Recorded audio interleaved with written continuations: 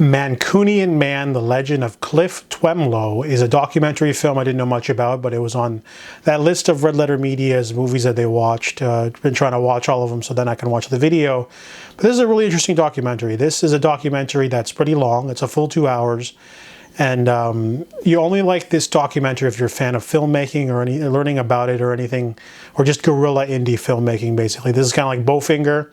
We're following Cliff Twemlow. He was a man who created a schlocky action movie empire, and he's from Manchester. That's what Mancunian Man means. But he would make all these movies with his friends in pubs and stuff. There are a lot of guerrilla shooting where they just ask someone if they can film a fight scene in a bar, or they go to the jungle, run out of food and have to eat coconuts. It's kind of like those sort of edge of your seat, sort of Hearts of Darkness kind of filming endeavors where you always run out of money.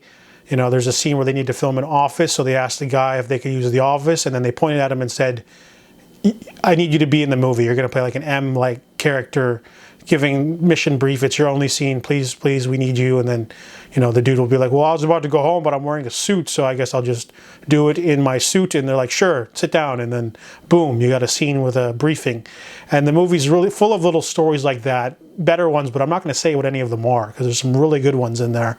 And you basically just get to see the hijinks and shenanigans of all of the people he worked with and all the little anecdotes that they had working with him. And see, he had a love and passion for filmmaking to the point where he did it for the love of the game.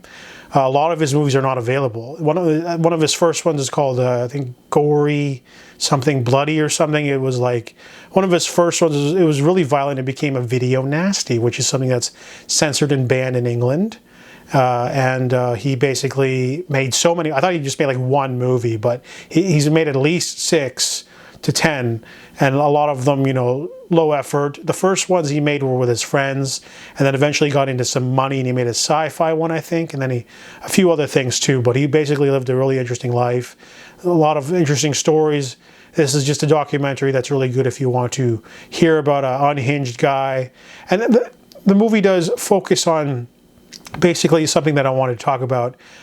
Sometimes I'll see a post on social media saying like, ooh, I have a really good movie idea. Can someone write it for me?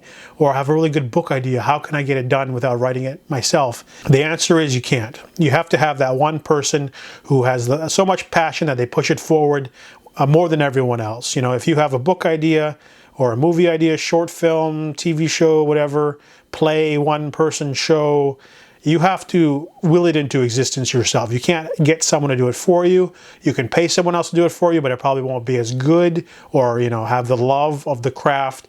And Cliff Twemlow is that man. He's the one that wanted to make the movie and 80% done. And they're like, oh, but there's a hurricane. He's like, no, we need to make this. That was just an anecdote. That wasn't a real thing. But he would like want to push it forward no matter what. He's the kind of guy that would literally do anything literally to finish the movie, even half-assed, because you got to do it. You got to just get in there, and everyone was sort of just carried along.